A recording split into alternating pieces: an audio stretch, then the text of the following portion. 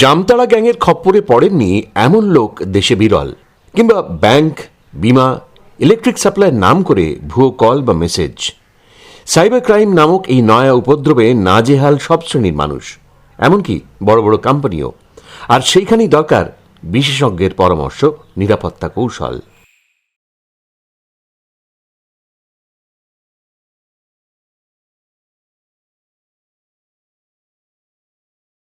আপনি কোথাও যাচ্ছেন, হঠাৎ করে আপনার কাছে একটা ফোন এলো এবং বলা হলো যে আপনাকে ডিজিটাল অ্যারেস্ট করা হয়েছে। আপনি আতঙ্কিত হয়ে পড়লেন, অথবা দেখলেন হঠাৎ করে ব্যাংকের অ্যাকাউন্ট নাম্বার থেকে একটা SMS এলো ব্যাংক থেকে, এবং সেক্ষেত্রে দেখা গেল আপনার অ্যাকাউন্ট প্রায় ফাঁকার দিকে। আতঙ্কিত হয়ে পড়ছেন। স্বাভাবিকভাবেই এই বিষয়টা কিন্তু শুধুমাত্র সাধারণ মানুষের কাছে চ্যালেঞ্জ হয়ে দাঁড়াচ্ছে না, বড় বড় কোম্পানিগুলির কাছে আরও বেশি চ্যালেঞ্জ হয়ে দাঁড়াচ্ছে। আর এই জায়গাটা নিয়েই কাজ করার প্রয়োজন বর্তমান যুগে বেশি মনে হচ্ছে। সেই প্রাসঙ্গিক বিষয় নিয়ে কথা বলবো যে কিভাবে এই বিষয়গুলির থেকে, এই চ্যালেঞ্জগুলির থেকে নিজেকে বাঁচাবেন, এবং বড় বড় কোম্পানি যেগুলি রয়েছে যারা নিজেদের বিজনেস, নিজেদের অ্যাকাউন্টস হ্যান্ডেল করতে হিমশিম খাচ্ছেন, তাদের পাশে কি করে দাঁড়ানো যাচ্ছে। এই বিষয় নিয়ে যারা কাজ করছেন তাদের মধ্যে অন্যতম একটি নাম মিস্টার সুশোভন মুখার্জি।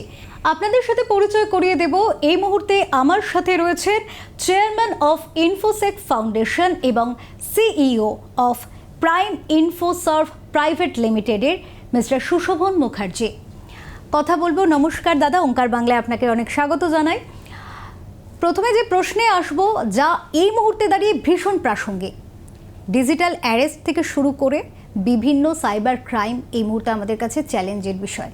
সাধারণ মানুষের কাছে তো বটেই, বড় বড় কোম্পানির কাছে আরও বেশি চ্যালেঞ্জের। সেক্ষেত্রে আপনাদের কোম্পানি কিভাবে কাজ করে?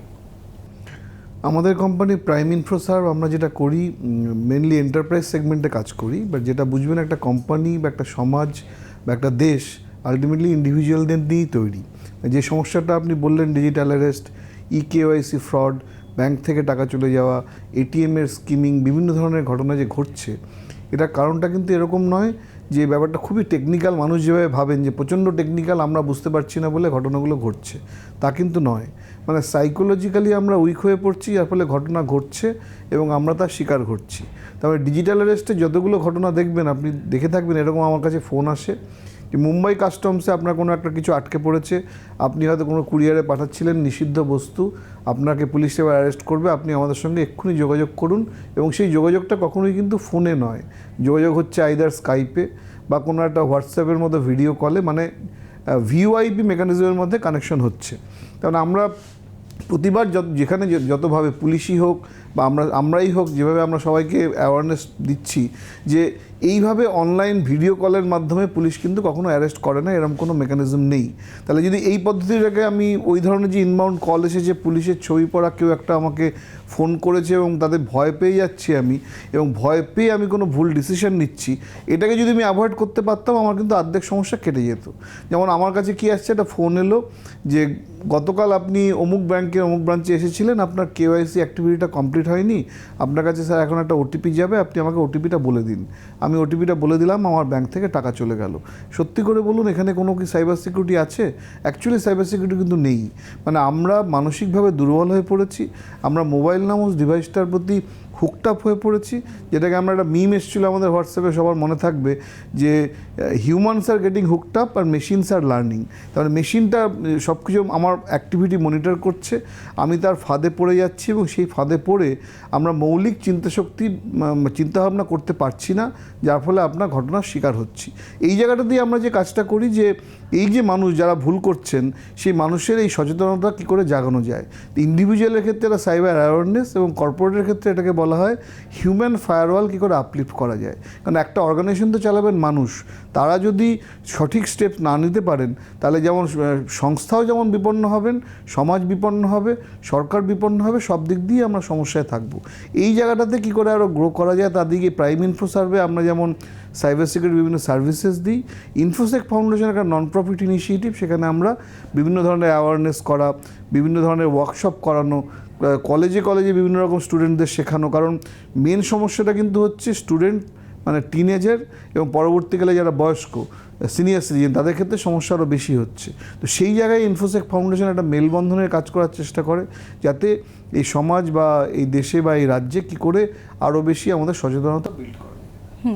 এক্ষেত্রে যেটা দেখা যায় যে আমাদের যে যখন কলগুলি আসে বা যখন আমাদের কোনো ইনফরমেশন দিয়ে এইভাবে ম্যানিপুলেট করা হয়, তখন দেখা যায় যে তথ্যগুলি দেওয়া হয় সেগুলো অনেক ক্ষেত্রে কিন্তু অথেন্টিক। যে আমার যে অ্যাক্টিভিটি রয়েছে, সারাদিনের অ্যাক্টিভিটি বা গত এক সপ্তাহ ধরে যে অ্যাক্টিভিটি, খুব ফ্রিকোয়েন্টলি তারা বলেন এবং অথেন্টিক ওয়েতে বলেন। তো সেক্ষেত্রে মানুষ নার্ভাস হয়ে যাওয়াটা খুব স্বাভাবিক। তো এই ধরনের ইনফরমেশনগুলো কি করে তাদের কাছে, হ্যাকারদের কাছে কি করে পৌঁছে যায়? সুন্দর প্রশ্ন করেছেন। এটাকে আমরা বলতে পারি, টেকনিক্যাল ভাষায় বলা যায় ইমপারসনেশন। মানে আমি আপনাকে এমন কিছু তথ্য দিয়ে ফোন করলাম যাতে আপনার মনে হবে কলটি অথেন্টিক। যেমন ধরুন আমি বললাম আমি অমুক ব্রাঞ্চ থেকে ফোন করেছি, যেখানে সত্যি আপনার একটা অ্যাকাউন্ট আছে, এবং আমি বললাম গতকাল স্যার এই ব্রাঞ্চে আপনি ভিজিট করেছিলেন কিন্তু আপনার KYC প্রসেসটা কমপ্লিট হয়নি। সত্যি আপনি গতকাল ওই ব্রাঞ্চে ভিজিট করেছিলেন। তো যে মুহূর্তেই দুটো তথ্য মিলে গেল আমার কিন্তু মনে হবে কলটা অথেন্টিক। তাহলে আপনি সুন্দর যে কোশ্চেনটা করেছেন, এখানে কিন্তু কোনো সাইবার সিকিউরিটির ব্যাপার নেই। বিভিন্ন ধরনের তথ্য আমাদের সিস্টেমের ভিতর থেকেই বাইরে চলে যাচ্ছে, কারণ এখানে প্রচুর থার্ড পার্টিজ ইনভলভড আছে। বড় বড় কোম্পানির ক্ষেত্রে তো অপরচুনিটি আছে, তারা আপনাদের ক্লায়েন্ট, অনেক কোম্পানি আপনাদের ক্লায়েন্ট রয়েছেন এবং আগামীতেও অনেক কোম্পানি ক্লায়েন্ট হবে, কারণ যেহেতু প্রাসঙ্গিক বিষয় সেহেতু তাদেরকে নিজেদেরকে সেই জায়গাটা সিকিওর করার একটা করতে হবে এবং সেক্ষেত্রে আপনাদের সাথে তারা যুক্ত হয়। কিন্তু সাধারণ মানুষের জন্য কি বক্তব্য থাকবে, কি বার্তা থাকবে? সাধারণ মানুষের জন্য বার্তাটা যেটা আমরা প্রতি ক্ষেত্রেই বলি, আবার আজকেও বলছিলাম, যে আমাদের নিজেদের একটু চিন্তাভাবনা করার শক্তি গড়ে তুলতে হবে। আমাদের কিছু কিছু বেসিক জিনিস দিতে হবে। আমি উদাহরণ হিসেবে বলি, মোবাইলের উপর আমরা খুবই ডিপেন্ডেন্ট হয়ে পড়েছি। আমাকে ব্যাংকে যেতে হচ্ছে না, আমাকে রেস্টুরেন্টে যেতে হচ্ছে না, তারাই বরং আমার বাড়িতে আসছে। মানে রাত্রিবেলা 11:30টার সময় আমার কোনো একটা কিছু খেতে ইচ্ছে হলো, আমার বাড়িতে খাবারটি চলে আসবে। আজকের দিনে বিভিন্ন ধরনের ওয়ালেট, বিভিন্ন ধরনের অ্যাপ্লিকেশন তৈরি হয়েছে। তা আমরা কী করছি, সুবিধের জন্য আমরা সেখানে credit card, debit card information save করে রাখছি, CVV নম্বরও সেভ করে রাখছি, এবং আজকের দিনে আমাদের যেহেতু 2 ফ্যাক্টর অথেন্টিকেশন হিসেবে SMS চলে এসেছে, আমরা SMS-টা অটো ডিটেক্ট করে রাখছি। তার কারণ কি, সুবিধা, মানে কনভিনিয়েন্স। আমি যদি অটো ডিটেক্টই করে রাখি, তাহলে কী OTP কী পারপাসে এসেছে সেটা দেখতে পাচ্ছি না। তাহলে এখানে যদি একটা ছোট্ট পজ রাখা হতো, যে অটো ডিটেক্ট করবো না, OTP-টা দেখবো কী পারপাসে এসেছে, OTP-টা সাবমিট করব, তারপরে আমি অ্যাক্টিভিটিটাকে কনক্লুড করব, তাহলে অনেক সুবিধা হতে পারতো। সেকেন্ড হচ্ছে যে আমরা এই যে ধরনের যা অ্যাপ্লিকেশন ইউজ করছি আমাদের মোবাইলে, জিমেল হোক, ফেসবুক হোক, টুইটার হোক, লিঙ্কডইন হোক, বিভিন্ন ওয়ালেট হোক, দেখা যায় অধিকাংশ ক্ষেত্রে আমরা same user name password use করছি। আমাদের অধিকাংশ ক্ষেত্রে ইউজার নেম পাসওয়ার্ডগুলো হচ্ছে আমার নাম, আমার ডেট অফ বার্থ, অ্যানিভার্সারি, কিডসের নাম, ওয়াইফের নাম, এগুলোর একটা কোনো না কোনো কম্বিনেশন। সোশ্যাল ইঞ্জিনিয়ারিং করে এই তথ্যগুলো আমার পক্ষে খুব ইজিলি পাওয়া সম্ভব। আজকের দিনে টুল আছে, এই তথ্যগুলো দিয়ে ন্যানো সেকেন্ডে একটা পাসওয়ার্ড ব্রেক করে ফেলা যাবে। তারপরে সমস্যা হচ্ছে আমাদের প্রতিটা অ্যাপ্লিকেশনের একই পাসওয়ার্ড, এবং মোবাইল ফোনে আমরা যখন ইউজ করছি, গুগলটা ইউজ করা হয়ে গেল, ফেসবুক ইউজ করা হয়ে গেল, আমি জানি 99% লোক কখনোই সেটা লগ আউট করছেন না। তাহলে আমার মোবাইলটি যদি কোনোভাবে হারিয়ে যায়, সবই তো লগ ইন করা আছে, তো সব কিছুই করা আছে, তাহলে আমরা কি আলটিমেটলি আমরা হ্যাকারকে 100% প্রোটেক্ট করতে পারি না। খুব সহজ বেসিক টিপসের মাধ্যমে আমরা তাদের লাইফটাকে কঠিন করতে পারি। তেমন আমরা ইউজার নেম কী করতে পারি, user name password alphanumeric use করতে পারি। প্রতি 3 মাস বা 6 মাস অন্তর আমি পাসওয়ার্ডগুলোকে চেঞ্জ করতে পারি। এরকম ধরনের বেশ কিছু যদি সহজ মানে খুব কঠিন কিন্তু ব্যাপারটা নয়। মানে ব্যাপারটা আমরা সবসময় ভাবছি এবং সেই জন্য ভয়ে পিছিয়ে থাকছি যে সাইবার সিকিউরিটি খুব কঠিন ব্যাপার, আমার কিছু করার নেই, সরকার করবে, সংস্থা করবে, ল এনফোর্সমেন্ট করবে। কিন্তু আমি যদি ছোটোভাবে এরকম সচেতনার স্টেপস নিই, তাহলে কিন্তু অনেক সমস্যা আমি এড়াতে পারবো। যেমন আমরা বলছিলাম যেটা শুরু হলো ডিজিটাল অ্যারেস্ট নিয়ে, কারণ অধিকাংশ সমস্যাই কিন্তু হচ্ছে ইনবাউন্ড পদ্ধতির মাধ্যমে। আমার কাছে ইমেল আসছে যে এটা KYC আপডেট করো, নাম্বারে হয়তো ইমেল আইডিটা কোনো একটা জায়গায় একটা অক্ষর বেশি আছে, ইনবাউন্ড এনকোয়ারি। তার মানে আমার কাছে একটা মেসেজ এলো, আপনি অ্যামাজনের একটা গিফট ভাউচার জিতেছেন হোয়াটসঅ্যাপে। আমার কাছে SMS-এ কোনো একটা কিছু এলো, এবং সেখানে সব জায়গায় বলা হচ্ছে কিন্তু যে আজকে রাত্রিবেলা 9টার মধ্যে আপনার CSC কানেকশন বন্ধ হয়ে যাবে, আপনি যদি সেটা, কারণ বিল পেন্ডিং আছে, আপনি অমুক নাম্বারে ফোন করুন, এটা কোনো মোবাইল নাম্বার। তো এরকমভাবে বিভিন্ন ধরনের যে ইনবাউন্ড আমার কাছে টোপ আসছে, এই জায়গাটাকে আমি যদি প্রোটেক্ট করতে পারি, তার মানে কি মেলে আসুক, হোয়াটসঅ্যাপে আসুক, SMS-এ আসুক, কোনোভাবেই কোনো একটা আউটবাউন্ড লিঙ্কে যদি কোনো আননোন নাম্বার থেকে আসে তো এখানে আমি ক্লিক করতে বলা হয়, আমি ক্লিক করব না। তার মানে আমাকে বলা হয়েছে ব্যাংকের KYC আপডেট নেই, মেসেজ এসছে, কিছুই না, খুব সহজ স্টেপস। ওই লিঙ্কটাতে ক্লিক করলাম না, আমি আলাদা করে ব্যাংকের ওয়েবসাইটটা খুললাম, সেখানে লগ ইন করে সেটাকে আপডেট করার চেষ্টা করলাম, দেখবো আদৌ সত্যি KYC আপডেট নেই কি না। ব্যাংকের হেল্পলাইনে ফোন করতে পারি বা ব্যাংকের ব্রাঞ্চেও আমি একটা আউটবাউন্ড কল এস্টাবলিশ করতে পারি, কোনো একটা ইনবাউন্ডে আমি সাড়া না দিয়ে।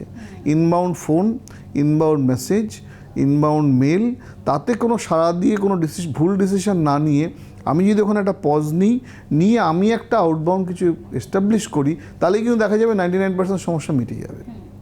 তো খুব ছোট ছোট টিপস, তো ওগুলো আমরা বহুবারই বলে থাকি, কিন্তু মানুষ ওই ছোটো ছোটো ভুল করার জন্য কিন্তু অনেক সমস্যায় পড়তে হচ্ছে। একদমই তাই। মানুষ যদি এক্ষেত্রে একটু সচেতনতার সাথে নেন এবং দাদা যেমনটা বললেন যে সেই বিষয়গুলো যদি একটু মাথায় রেখে এগোনো যায়, তাহলেই হয়তো এই সিকিউরিটি নিয়ে এতটা চ্যালেঞ্জের মুখে পড়তে হবে না। পরবর্তীতে যে কথায় আসব, আপনাদের কোম্পানি বিভিন্ন ইন্টার্নস, ভলেন্টিয়ার্স তাদের নিয়ে কাজ করে। এক্ষেত্রে বাংলার যে প্রজন্ম, নতুন প্রজন্ম, তারা কাজের খোঁজ করে এবং পড়াশোনার শেষে তারা কোন বিষয়ে এগোবে এবং কোন দিকে এগোবে তা নিয়ে তাদের একটা দুশ্চিন্তা লেগেই থাকে। সেক্ষেত্রে তারা যদি এই আপনার কোম্পানি জয়েন করতে চায় বা এই ধরনের প্রযুক্তির ওপর কাজ করতে চায়, তাদের জন্য কি বলবেন? হ্যাঁ, তাদের জন্য যেটা আমরা বলতে চাই, মানে শুধু আমার সংস্থায় বলে নয়, মানে সারা ভারতবর্ষে, সারা পৃথিবীতেই যে ধরনের সাইবার সিকিউরিটি প্রফেশনালের ডিমান্ড আছে, তার থেকে সাপ্লাই লাইন কিন্তু খুবই কম। মানে আমরা অধিকাংশই, মানে শুধু কলকাতায় বলে নয়, সারা ভারতবর্ষেই যত আমাদের রিসোর্স দরকার, মানে আমাদের ধরুন সার্টিন এমপ্যানেলমেন্ট যদি বলি, গভর্নমেন্টের যে empanelment, computer emergency response team, তার কাজই হচ্ছে সারা ভারতের ডিজিটাল সিস্টেমটাকে সুরক্ষিত করা, ন্যাশনাল ক্রিটিক্যাল ইনফ্রাস্ট্রাকচারকে। তো তার আন্ডারে ভারতবর্ষে 200খানা কোম্পানি এমপ্যানেলড আছেন। এরা সবাই মিলেও যথেষ্ট এমন রিসোর্স পাওয়া যাচ্ছে না যাতে সারা ভারতের সুরক্ষাকে এনশিওর করা যায়। সিমিলারলি আমাদের জন্য সেটা অ্যাপ্লিকেবল হচ্ছে। তাহলে আমরা যত রিসোর্স দরকার সেরকম ধরনের রিসোর্স পাচ্ছি না। তার মানে আপনি বলছেন যে কী ধরনের পড়াশুনো করলে এই ধরনের চাকরি পাওয়া যেতে পারে। তো মার্কেটে একটা সবারই ধারণা আছে যে আমরা যদি এথিক্যাল হ্যাকিং জানি, মানে এথিক্যাল হ্যাকিং মানে একটা সংস্থার বেশ কিছু প্রোগ্রাম আছে, CHFI, OSCP, এগুলো করলেই বোধহয় আমাকে চাকরি পাওয়া যাবে। সেই ভুল ধারণায় বশবর্তী হয়ে অনেকে খালি এই কোর্সগুলোই করছেন। এই কোর্সগুলোর যে আউটকাম, তাতে কি হয় দেখা যায়, আমি কিছু টুলস চালিয়ে কিছু একটা হ্যাকিং করার পদ্ধতি শিখেছি। মানে ধরুন এই রুমে আমরা বসে আছি, এখানে ধরুন একটা ওয়াইফাই আছে, আমি একটা টুল চালিয়ে আপনাকে ব্রেক করে দেখালাম, এই দেখুন আমি ওয়াইফাইয়ের ইউজার নেম পাসওয়ার্ডটা ব্রেক করতে পেরেছি। কিন্তু সেটা কিন্তু মানুষ চাইছে না, মানে কাস্টমার বা এন্টারপ্রাইজ চাইছে কি, এই যে ওয়াইফাই পাসওয়ার্ডটা ব্রেক করা যাচ্ছে, কি করলে এই ব্রেকটা করা যেত না, মানে সেই পদ্ধতিটা আমাকে বুঝতে হবে এবং সেইভাবে কাস্টমারকে ইন্টারপ্রেট করতে হবে। তার মানে এথিক্যাল হ্যাকিংয়ের যে কোর্সগুলো সেগুলো যথেষ্টই জরুরি, কিন্তু সঙ্গে আমার সিস্টেমস, অপারেটিং সিস্টেম এবং নেটওয়ার্কিং এর সম্বন্ধে আমার যদি সম্যক ধারণা তৈরি না হয়, তাহলে আমাদের অ্যাক্টিভিটিগুলো কিন্তু অনেক ক্ষেত্রে, এটা মানে আপকামিং যারা জব অ্যাসপিরেন্ট তাদের জন্য আমি বলি, তাহলে আমাদের অ্যাক্টিভিটি অনেক ক্ষেত্রেই বাগবান্টি কারণ প্রোগ্রাম যেগুলো হয়, যেগুলোতে আমরা একটা ভালনারেবিলিটি আইডেন্টিফাই করে কিছু ডলার ইনকাম করলাম, ওর মধ্যেই আটকে থাকবে। আমরা কখনই এটা এন্টারপ্রাইজের জন্য মিনিংফুল করতে পারবো না যতক্ষণই আমি এথিক্যাল হ্যাকিংয়ের সঙ্গে সিস্টেমস, অপারেটিং সিস্টেম, নেটওয়ার্কিং, এগুলো যদি আমি শিখতে না পারি, এগুলো সবগুলো মিলেই কিন্তু একটা ফাউন্ডেশন তৈরি হবে।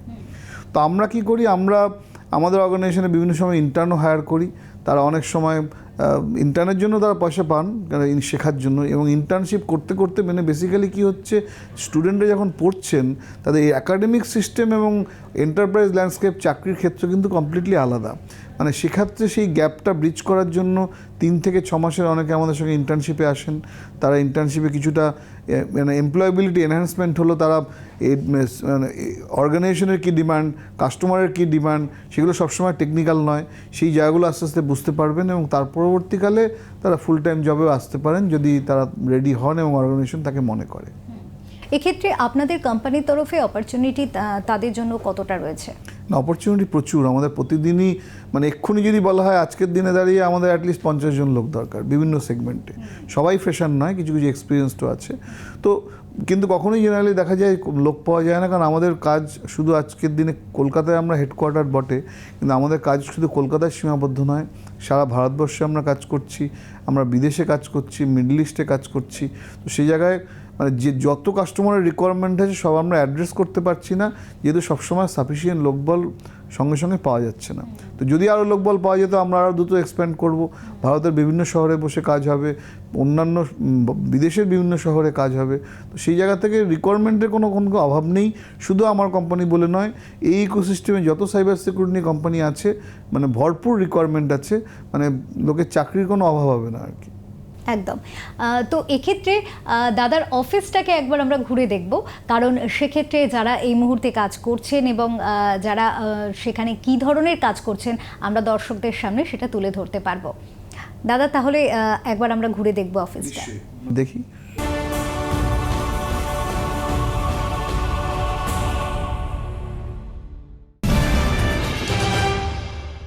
আমাদের বায়োমেট্রিক লক আছে সিকিউরিটির জন্য, মানে যে কেউ এসে তবে ঢুকতে পারবে না। আচ্ছা, এখানে সিকিউরিটি সিস্টেমের পর সেখানে আমাদের ক্যামেরাও আছে, আর ক্যামেরা চুরি করে লকটা মনিটরিং হচ্ছে।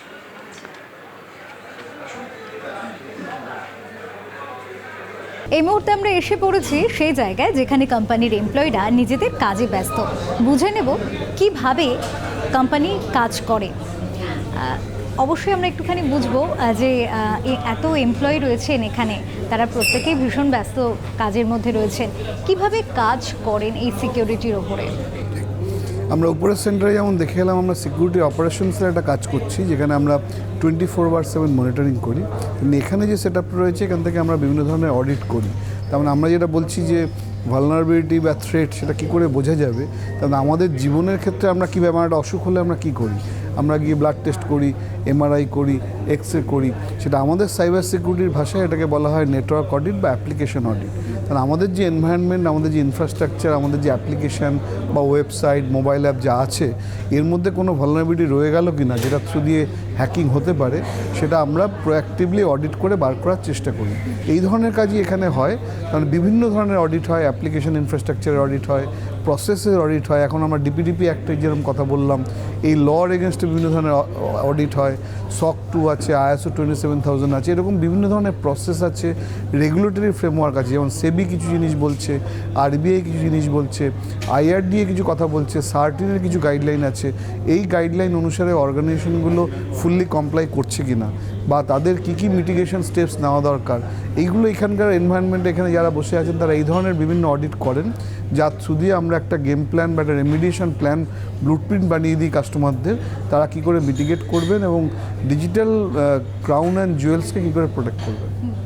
এখানে এত এমপ্লয়ি কাজ করছে এবং সেক্ষেত্রে যারা এই এমপ্লয়মেন্ট দেখে, যারা এই প্রোগ্রাম দেখে, আপনারা অনেক সময় ভলেন্টিয়ার্স নিয়ে কাজ করেন, ইন্টার্নস নিয়ে কাজ করেন এবং এমপ্লয়মেন্টও আপনাদের সেক্ষেত্রে তাদের জন্য যারা আগ্রহী তাদের জন্য কি বলবেন, কিভাবে তারা করবে এই বিষয়টা? যেটা আমি আগেও শুরুতে বলেছিলাম, আমাদের সাইবার সিকিউরিটি আপনি বুঝতে পারছেন একটা এমার্জিং ফিল্ড, যে ধরনের ডিমান্ড আছে সেই ধরনের সাপ্লাই নেই, কারণ আমাদের প্রত্যেক দিনই প্রচুর ম্যান পাওয়ার দরকার।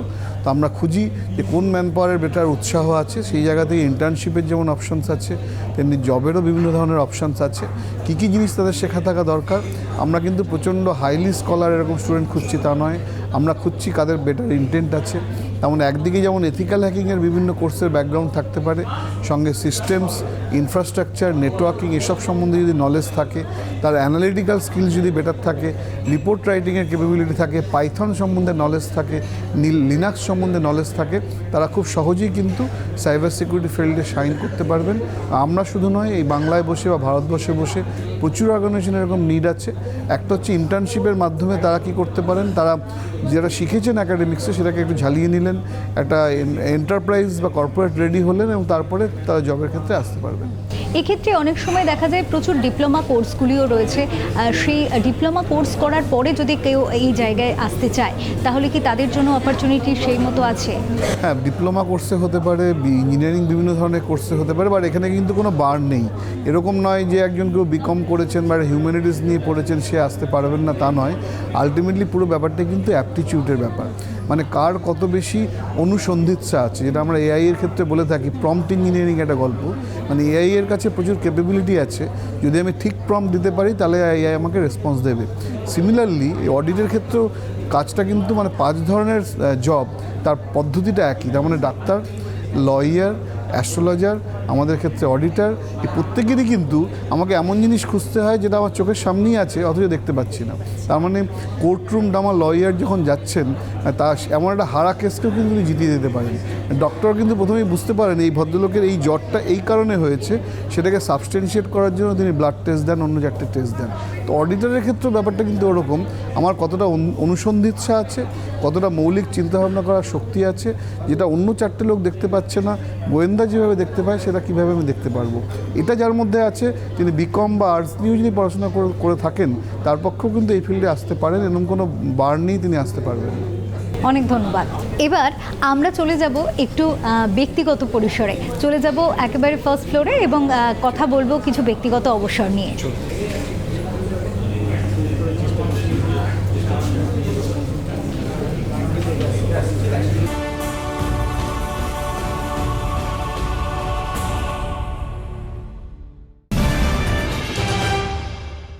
কথায় বলে যে রাঁধে সে চুলও বাঁধে। সুশোভন মুখার্জির ক্ষেত্রে এই প্রবাদের ব্যাপ্তি আরো অনেক বেশি। 5 ফোড়ক নামক লিমেরিকের গ্রন্থে এমন কি আছে যা নিয়ে এত হইচই হচ্ছে?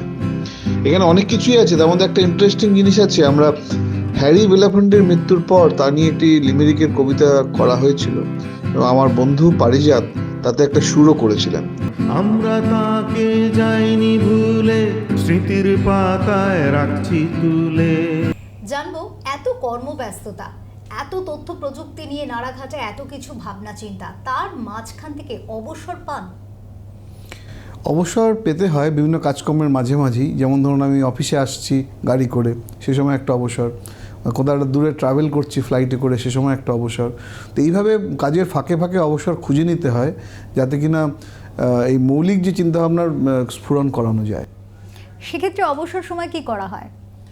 অবসর সময় বিভিন্ন ধরনের কাজ করি, যেমন এক সময় আমার আঁকার অভ্যেস ছিল, আমি দীর্ঘদিন গিটার বাজিয়েছি, অডিও ড্রামা বা রিসাইটেশনে আমার এক সময় সার্টিফিকেট ছিল, আমি হারমোনিকা বাজাতে পারি, বাট এগুলো সব কিছুই হয়তো করা হয় না। ইদানিং যেটা করি বিভিন্ন লেখালেখি, অনেক প্রবন্ধমূলক লেখা, কবিতা বা বিভিন্ন বিষয়ভিত্তিক লিমেরিক, যেটা আমার তরফে খুবই জনপ্রিয়। লিমেরিক হচ্ছে একটা 5 লাইনের কবিতা, মানে খুব ছোট্ট, যেমন আজকের দিনে আমাদের T20 যোগ বা সেখান থেকে আমরা T5 বা T10-এরও কথা বলছি, সেরকম 5 লাইনে বিভিন্ন বিষয়ভিত্তিক একটা দৈনন্দিন বিভিন্ন লেখার চেষ্টা করি। তথ্যবহুল সাইবারে হুল, শঙ্কা রাত্রি দিন, সুরক্ষা ঠিক পোক্ত নাকি নিতান্ত সঙ্গীন, রক্ষী কেমন কোথায় ফাঁড়া, কেমনে চুরি জঙ্গি কারা, ক্ষতির আগে সতর্কতায় আগাম নজর দিন। শুধু নিজে সফল হওয়া নয়, পরবর্তী প্রজন্মকে সাফল্যের পথে এগিয়ে নিয়ে যাওয়ার অঙ্গীকার নিয়েছেন সুশোভন মুখার্জি। তাই তথ্য প্রযুক্তিতে আগ্রহী তরুণ তরুণীদের সাইবার ক্রাইম বিশেষজ্ঞের পেশায় রোজগারের দিশা দেখায় তাঁর সংস্থা।